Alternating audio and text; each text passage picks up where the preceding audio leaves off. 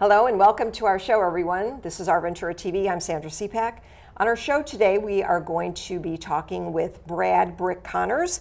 He is the author of the new book, Fighter, Pilot, Parent, which we will talk more about in our discussion today. We're going to focus on parenting, which the book does cover.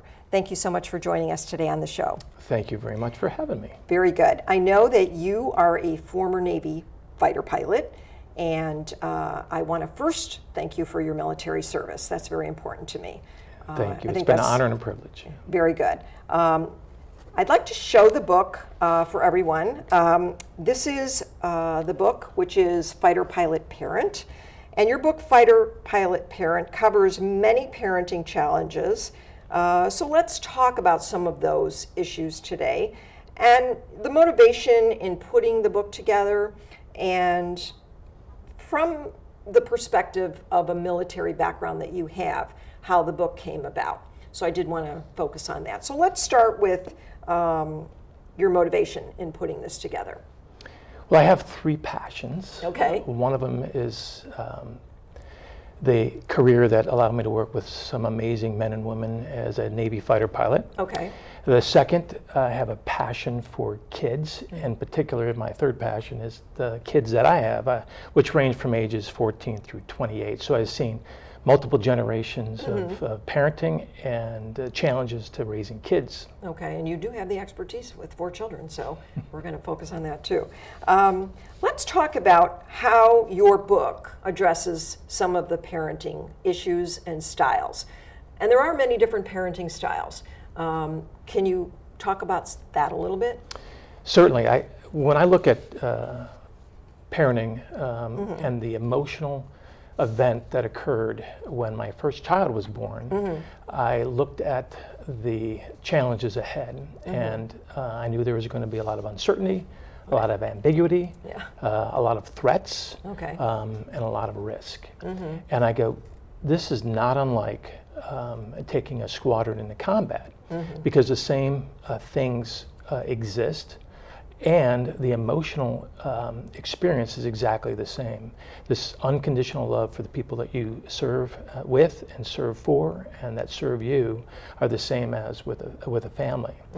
So I asked myself the question, what are those things that allowed my teams and myself to be successful in those environments, and why wouldn't they work for kids and parents? Very good. Because I know when you are leading a team, your most important team is your family. So you want to make sure that you're leading them the right way. Leadership has a lot to do with parenting. Let's address that a little bit too. Certainly. I use parent and leader synonyms. They're exactly the same thing. And so great leadership demands certain things of you as a leader, and those things are not necessary. They're easy to say, but they're a little bit harder to do. And so this book is really to help parents create a plan of action along lines of leadership excellence to support their kids in a very challenging path, which is, what is their passion and purpose, and how do they get there with resiliency, with honor, integrity, character, and happiness. Very important point. Kids need to be happy. Yes. That's a very important point.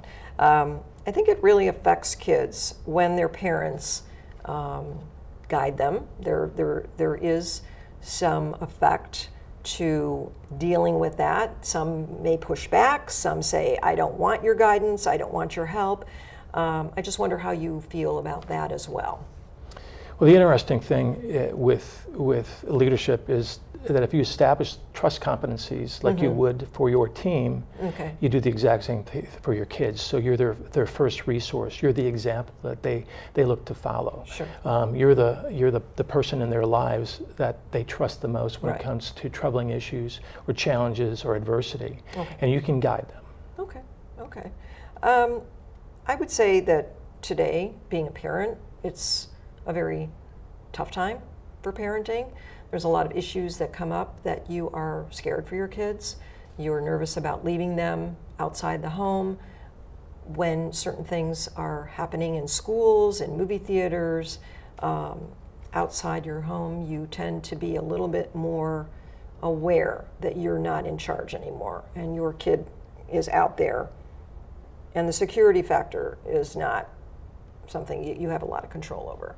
How do you address that as well? So I look at that like I was signing the flight schedule for the first day in combat, Okay. and I was putting pilots that had never been in combat before. And I had confidence in the process that got them there in the first place, that they would succeed. Now, they didn't know that, maybe, Right. but I trusted the process. Okay. And so with parenting, you have to have a process that you can trust. I think when I look at some of the challenges that kids are, or the symptoms of challenges that kids are experiencing, higher suicide rates, leaving jobs in droves because of discomfort, anxiety, and stress, and other social related issues, despite the fact that we're living in the most prosperous of times in the greatest country, Right. and we have kids that are accepting socialism as a viable form of governance. Right. It concerns me, and so I look back to how did they get there, and what events have occurred in their lives, and in particular, how can parents influence that towards a different trajectory? Okay. Is there such a thing as overparenting?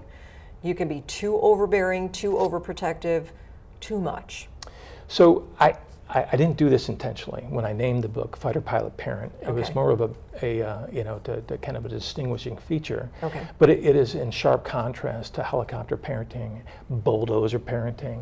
We can love our kids to failure. Okay. We deny them potentially when you take that form of parenting. Right.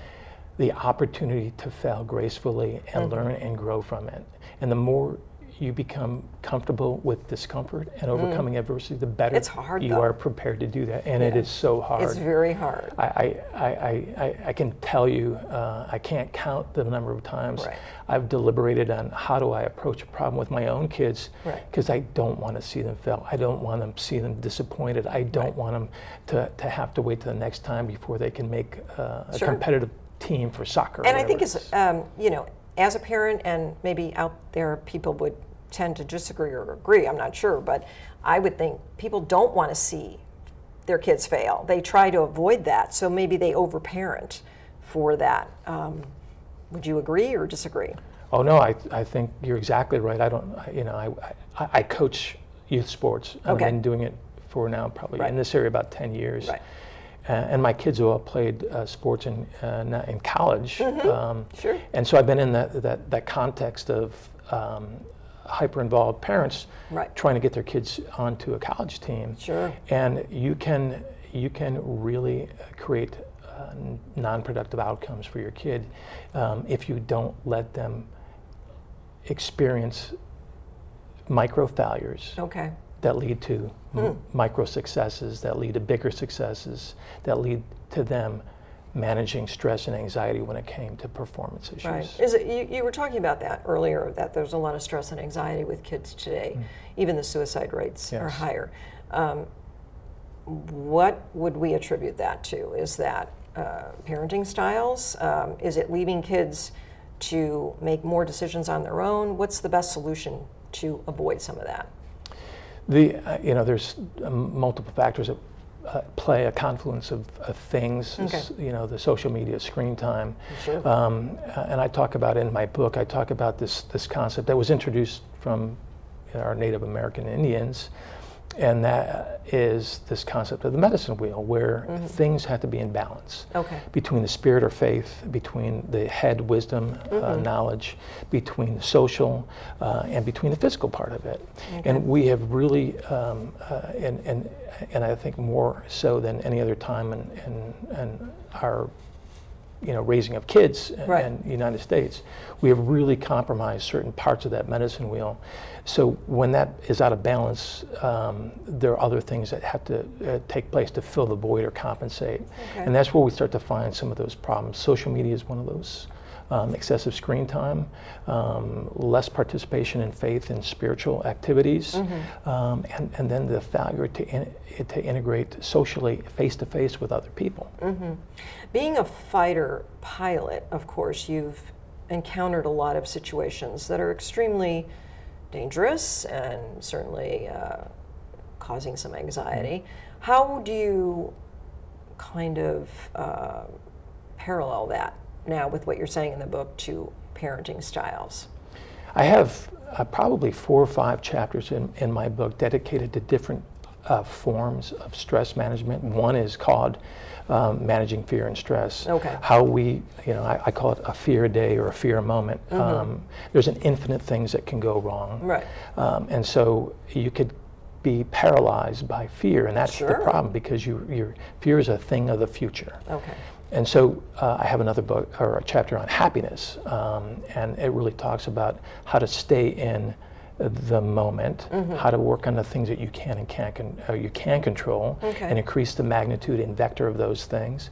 And probably the most important thing is when you serve others. I would do anything as a fighter pilot for somebody that was in distress on the ground, or my wingman. Okay. And when you have those things going for you, you forget about yourself. Okay. And you make others the centric component of how you serve instead of yourself. That's an interesting thing. I think, making your child aware of a fearful situation is always a good thing, to let them know that things are going to be okay no matter what. Right. I think you just try to avoid having bad things happen, because kids are fearful. They are fearful, certainly of the future, of the unknown, things like that. So I would assume that is something that parents encounter quite a bit. That's out there. So do parents need to step back sometimes and take a different approach to the way they may be parenting a child? And all kids are different. Not all kids can be parenting your children the same. And you have 4 children, you certainly know that. I would imagine there are instances where you would want to parent differently. Is that true? Yeah, either on sports teams that I coach, in squadrons where I have this vast variability between pilots. Okay. I had to know my personnel, as I like to call it. Right. And you need to accommodate their different needs in terms of expectations, talents, capabilities, and skills. Okay. I do want to point out your nickname is Brick, so I just wanted to know how that came about. Was that in the military that you got that name? It was definitely in the military. Okay. And it is a tradition in naval aviation. Okay. The details are on page 113 of the book. Okay. And I go through that. But the bigger point is we have a system, a tradition that really aligns you towards humility. And early in anybody's career, you make mistakes, you have errors, as long as they don't hurt or destroy something. They typically are something that you laugh about in the future. And my particular name is one of those situations that, it was not my best day in flying. But it also led to a couple of very interesting things. I was extended grace by the commanders for the event that happened, starting on page 113. But I learned that by using that name in the Navy, but also after I got out of the Navy, it really created humility insurance. It allowed me to go, I'm an ordinary folk that can make mistakes just like anybody else. Okay. And I need to be respectful of that in others. Very good. What are some of your parenting parting words for people, advice for parents out there? In the military, when you know the mission, it's easy to prepare your pilots, your teams that makes for sense. that. Right. Well, the mission of a kid may not be as obvious, right? And so there are ways to determine their purpose, their unique thing that just gets them excited and excites a passion in them. Sure. And to knowing that and then partnering with them to create a path towards that future destiny is probably the most important thing. The next one is you got to let them fail. You got to allow them to face challenges that they think they're not prepared for, Okay. and then learn and grow from them. And when those two things are satisfied, as long as you have a foundation of character, of integrity, Okay. and ethical courage, the world will be theirs. Good advice. Very good advice. I want to thank you so much for joining us on the show today, Brad Brick-Connors, and you. your book, Fighter Pilot Parent. I think that hopefully we will learn a lot from what you had to say today. And for folks who want to get in touch and find out more from you, can you share a website with us? I do. I have a website, PharosLead, PharosLead.com. All right. And on that page, if you see Fighter Pilot Parent, you click on that, it'll take you to the book Very site. good. Terrific. Well, thank you again for joining us on the show, and good luck you. with the book. Interesting read. Thank you so much. Thank you very much. And thank all of you for joining us today on OurVentura TV. I'm Sandra Siepak. I look forward to seeing you next time. Bye, everyone.